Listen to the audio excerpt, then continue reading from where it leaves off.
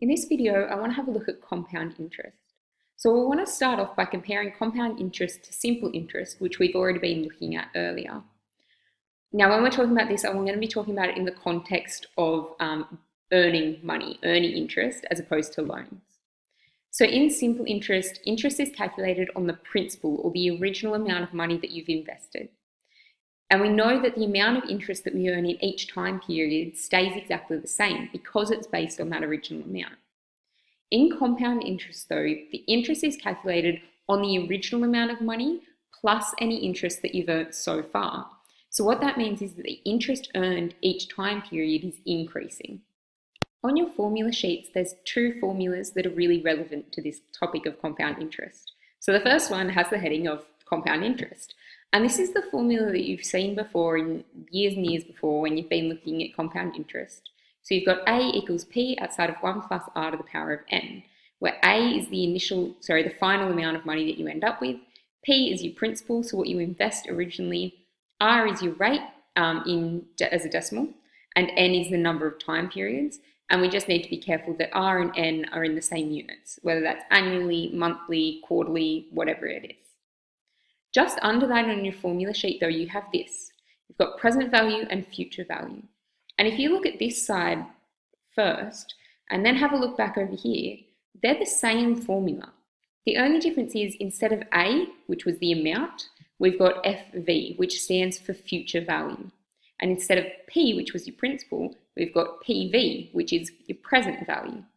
So this is the formula that's used more often in the real world. So you've got your future value is equal to your present value outside of 1 plus R to the power of N.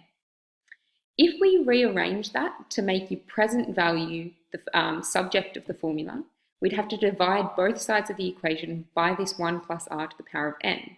And if we do that, we end up with this formula here.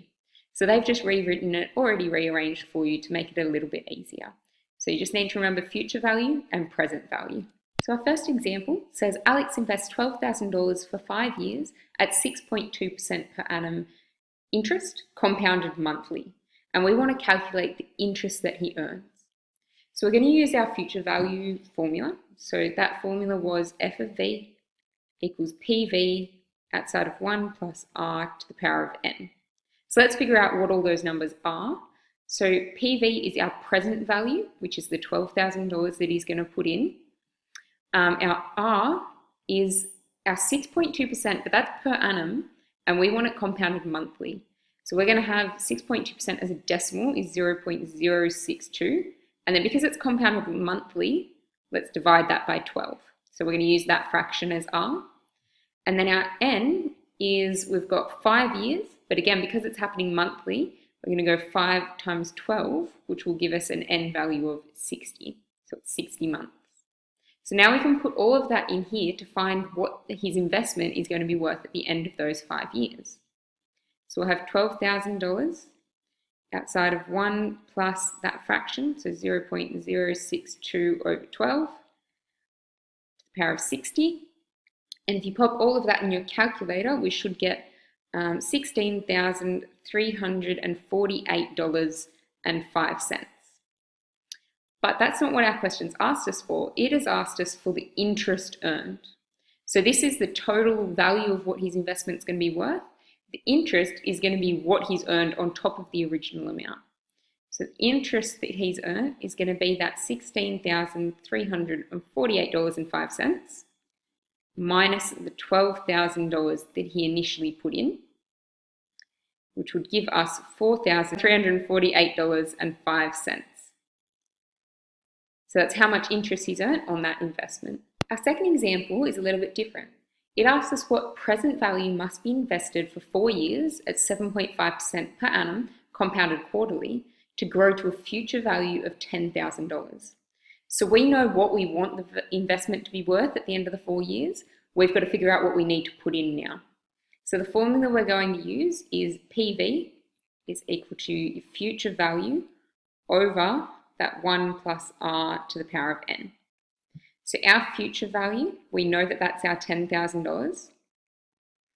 Our rate is that 7.5% per annum, but it's compounded quarterly. So that means it's happening 4 times a year.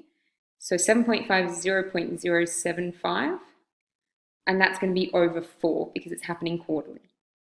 Our N, we had 4 years, but because it's happening quarterly, 4 times a year, we're going to times that by 4, and we'll end up with 16 time periods.